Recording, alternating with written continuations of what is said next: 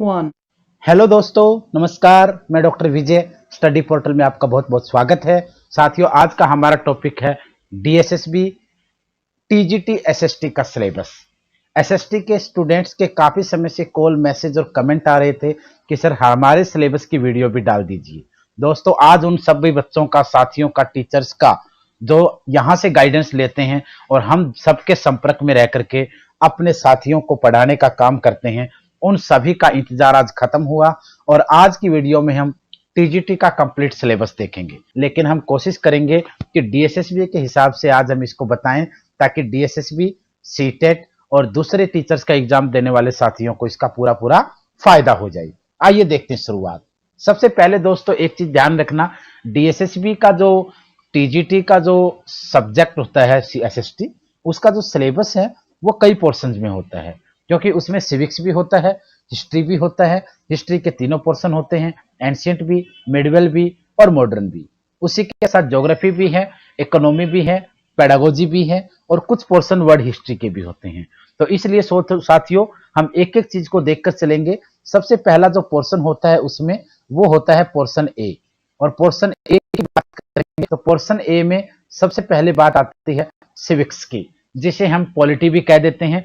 Civics का जो portion है दोस्तों, वो काफी लंबा चौड़ा पोर्शन है। और एक चीज और ध्यान रहे, जो टीजीटी एसएसटी में जो सिलेबस होता है उसमें एक लंबा चौड़ा पोर्शन सिविक्स का है और वहां से जो क्वेश्चन होते हैं वो काफी निकलते हैं और आसान भी होते हैं। थोड़ा सा सही तरीके से टॉपिक को कवर कर लेंगे तो आप लोगों के लिए क्वेश्चन को सोल्व करना और एग्जाम को क्रैक करना आसान हो जाएगा। दूसरी चीज दोस्तों, एक चीज और कहना चाहूंगा कि सिलेबस के अकॉर्डिंग तैयारी करें।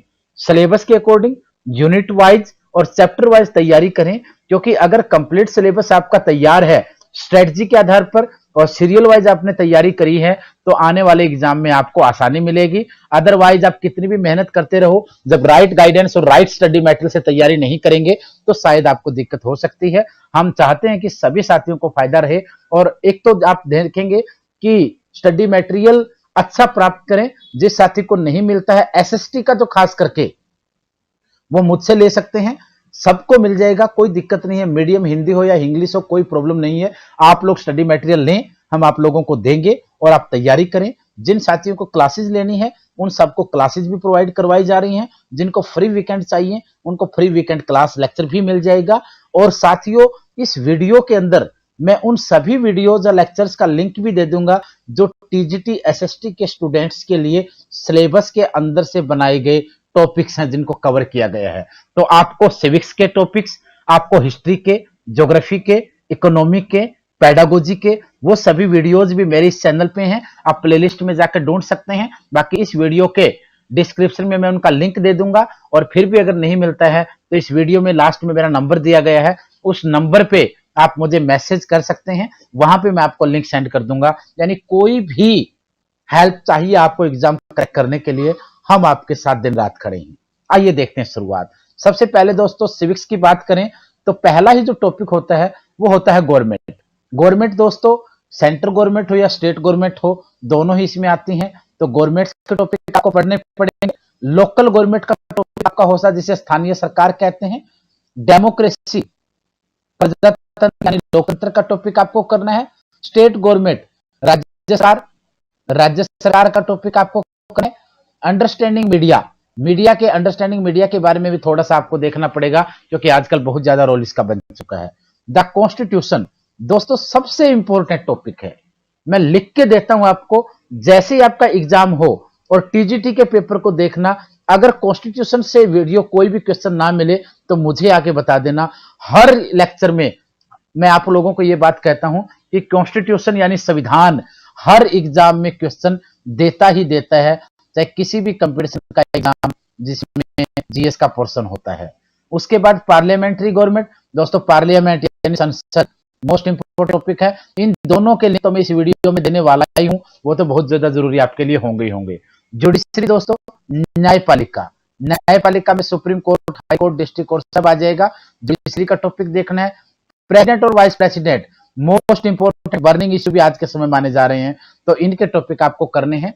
गवर्नर एंड लेफ्टिनेंट गवर्नर यानी हिंदी वालों के लिए राज्यपाल और उपराज्यपाल, दिल्ली वाले साथी डीएसएसपी वाले उपराज्यपाल को जरूर ध्यान से रखें, क्योंकि दिल्ली में केजरीवाल और एलजी की जंग कोई नई नहीं है।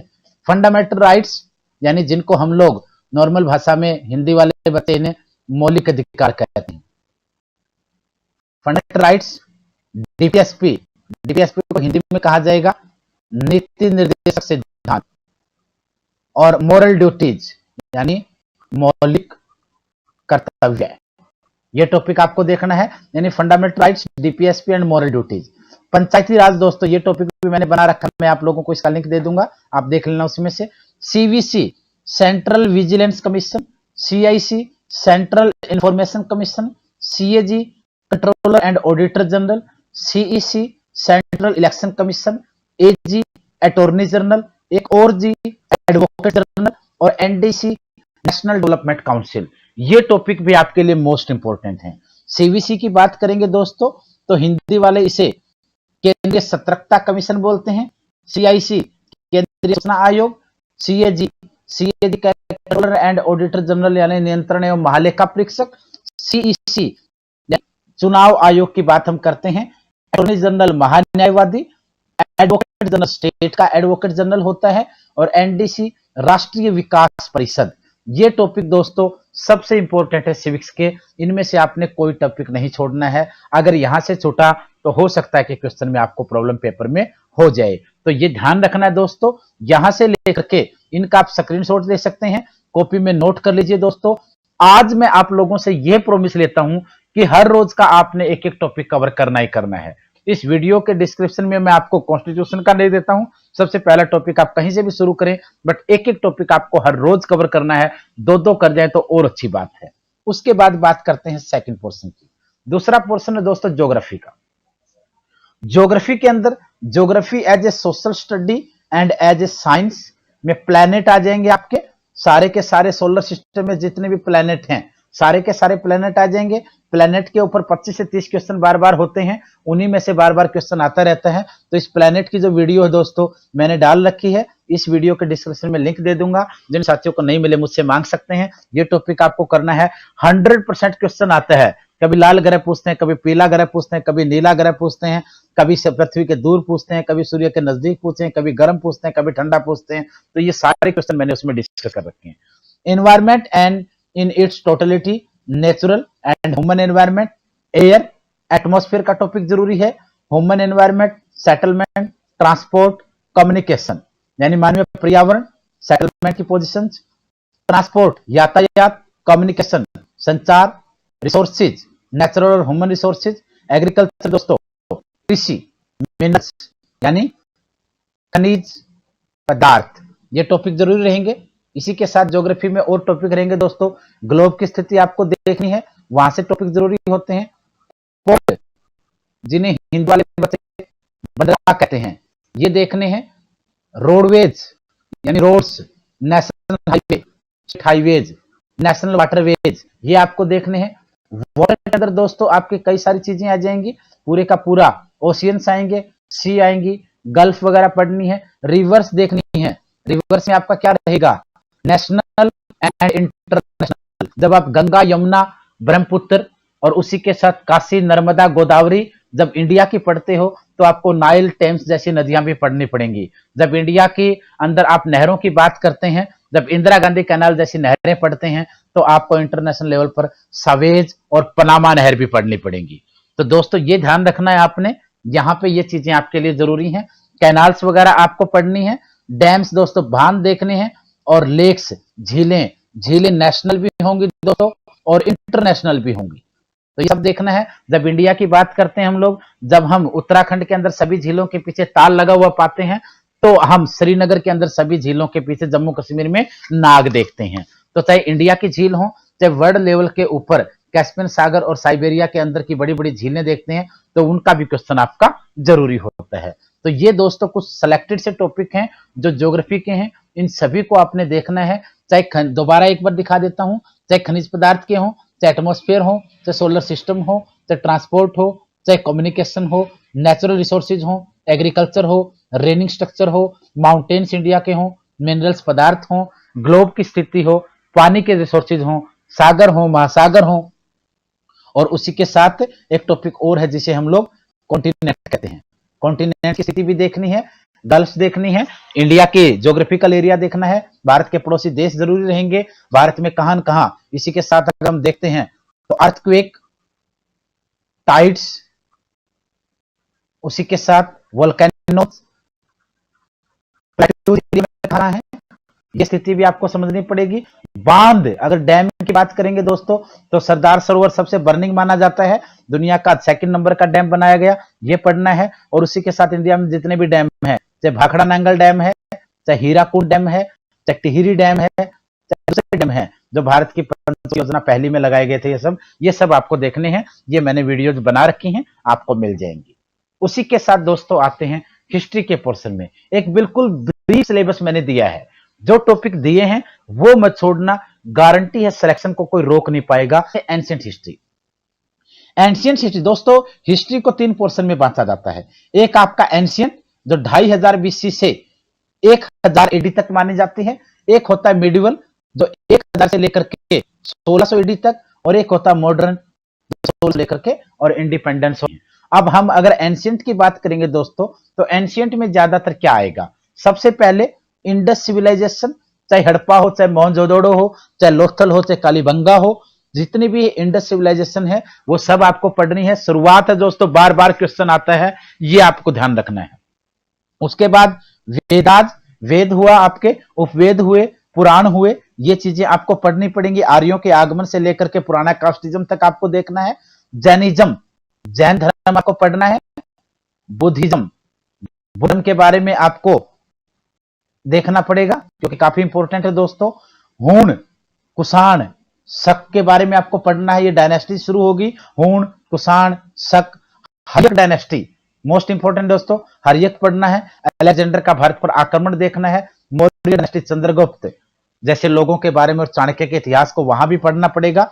गुप्ता डायनेस्टी जो देश की सबसे ताकतवर मानी गई है, उसके बारे में आपको देखना है। वर्धन वंश, वर्धन वंश जिसका हर्षवर्धन सम्राट हुआ करता था, और पुष्यभूति, इसे पुष्यभूति भी कहते हैं, पुष्यभूति वंश को पढ़ना है। और चोल डायनेस्टी को देखना है। ये कुछ मोस्ट इंपोर्टेंट डायनेस्टीज हैं। हालांकि इनको जब पढ़ोगे तो इनमें कालिदास जैसे राइटर भी मिलेंगे, अभिज्ञान शकुंतलम जैसी किताबें मिलेंगी, मेघदूत जैसी रचनाएं भी मिलेंगी, शेक्सपियर जैसी तुलना जिन लोगों के साथ की गई वो मिलेंगे।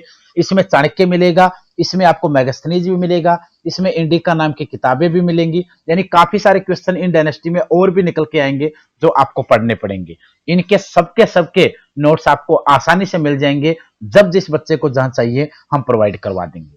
उसके बाद दोस्तों एंशिएंट के बाद अगर हम बात करते हैं मिडिवल हिस्ट्री की, मिडिवल हिस्ट्री जैसे हिंदी वाले बच्चे बोले दोस्तों, मध्यकालीन इतिहास। मध्यकालीन की बात करेंगे दोस्तों तो 1000 ईस्वी से 1600 ईस्वी तक माना जाता है।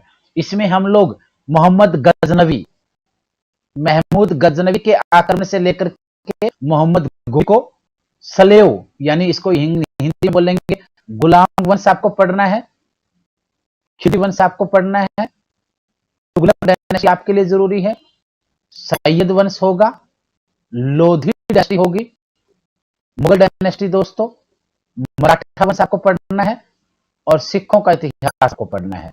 तो ये क्वेश्चन रहेंगे, या आप इसको इस तरीके से भी याद रख सकते हो दोस्तों, ये मैंने ट्रिक भी डाल रखी है। जैसे सलेव डायनेस्टी है, जितनी भी डायनेस्टी है मध्य भारत में, इनको पढ़ने की सबसे आसान ट्रिक मानी जाती है, जिसमें हम कहते हैं गुल, खिले तो, सांस लो, मुगलो, इससे सारी डायनेस्टियों का क्रम बन जाएगा। गुल से गुलाम, खिल से खिलजी, तो से तुगलक, सै से सैयद, लो से लोधी, मुगल से मुगल। तो इस तरीके की ट्रिक्स भी आपको सारी वीडियोज में मैं दे दूंगा, और वो सारी डाल भी रखी मैंने। तो वहां से ये आपका मॉडर्न हिस्ट्री के से पहले का पोर्शन मिडिवल आता है। मिडिवल के बाद बात करेंगे मॉडर्न हिस्ट्री की। मॉडर्न हिस्ट्री में दोस्तों आपको भारत में फॉरेन कंपनियों का आना, भारत में विदेशी कंपनियों का आगमन आपको देखना है। चाहे पुर्तगाली हैं, चाहे ब्रिटिश हैं, चाहे डच हैं, चाहे हॉलैंड के वासी हैं, चाहे फ्रांस के हैं, और चाहे स्कॉटलैंड हैं, ये सबको फॉरेन कंपनियों का आना देखना है। इसकी ट्रिक भी मैंने और इसके वीडियोज भी मैंने डाली है, एक एक पॉइंट को मैंने डिस्कस किया है, और 1-2 दिन के अंदर 2.5 घंटे के एक वीडियो में डालने जा रहा हूं जिसमें पूरी मॉडर्न हिस्ट्री को कवर किया गया बाय बोर्ड। वो आपके लिए संजीवनी बूटी का काम करेगी, इसलिए चैनल को सब्सक्राइब करें, बने रहें और हम 1-2 दिन में आपको वो भी प्रोवाइड करवा देंगे। अलग अलग वीडियोज मैंने पहले इसमें डाल रखे हैं, उनको आप देख करके अपने नोट्स बना सकते हैं। जैसे हम ट्रिक यहां देखते हैं कि भारत में पुर्तगाली कंपनियों का आगमन, तो उसकी ट्रिक क्या होगी? उत्तर आटा डेड फसा, जैसे ऐसी ट्रिक्स, पुत्र से पुर्तगाली, ऐसे अंग्रेज, डैश से डच, इस तरीके से आप इसको बना सकते हो। तो यहां भी आपको इन चीजों को समझना पड़ेगा। उसी के साथ national movement of India, Bharat का राष्ट्रीय आंदोलन की बात करेंगे, 1857 की क्रांति करेंगे, ऑल इंडिया सोशल रिफॉर्म करेंगे, ऑर्गेनाइजेशन कमेटीज पढ़ेंगे, क्विट इंडिया मूवमेंट आएगा, पार्टीशन ऑफ इंडिया आएगा, कॉन्स्टिट्यूशन मेकिंग आएगा। यानी 1600 से लेकर के और 1947 तक का मॉडर्न हिस्ट्री आपको पढ़ना है। 1600 से लेकर के, अगर हम इसको बांटते हैं दोस्तों, तो ये मैंने लेक्चर बना रखे हैं, इसको इस तरीके से करेंगे। अगर भारत में ब्रिटिश का इतिहास देखते हैं तो जैसे हम देखते हैं 1600 से लेकर के 1757, 1757 से 1857, 1857 से 1947, ये ब्रिटिश इतिहास माना जाता है। 1600 से 1757 तक ये 157 साल अंग्रेजों ने सिर्फ ट्रेड एंड कॉमर्स किया, व्यापार किया, यानी 157 साल उन्होंने व्यापार किया।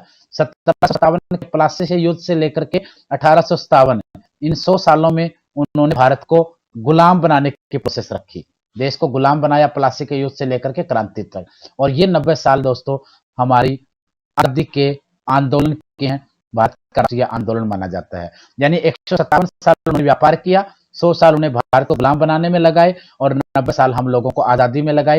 ये सारे पोर्शन आपको पढ़ने पड़ेंगे। और काफी सारे बच्चे कहते हैं सर हिस्ट्री में डेट याद नहीं होती, उनके लिए आसान चीज है दोस्तों, आपको डेट याद नहीं रखनी है, आपको घटनाएं याद नहीं रखनी है, आपको सिर्फ एक चीज याद रखना है, डेट से घटनाओं को जोड़ना है। जैसे मैं यहाँ आपको बता देता हूँ, इसकी मैंने वीडियो भी डाल रखी है, बिल्कुल आसानी से महसूस होगा। जैसे ये डेट है 1905, 6, 7, 8, 9।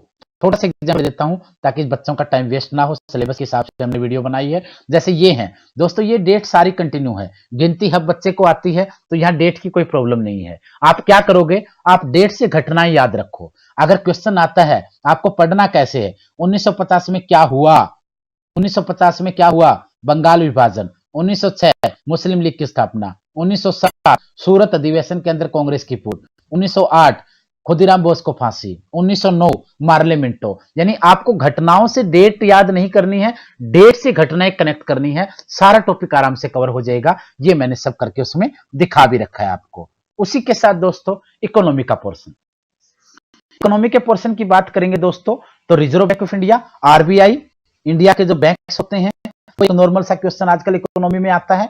एग्रीकल्चर सिस्टम आपका, जीडीपी, एनडीपी, जीएनपी, एनएनपी और उससे रिलेटेड वर्ड्स एंड टर्म्स।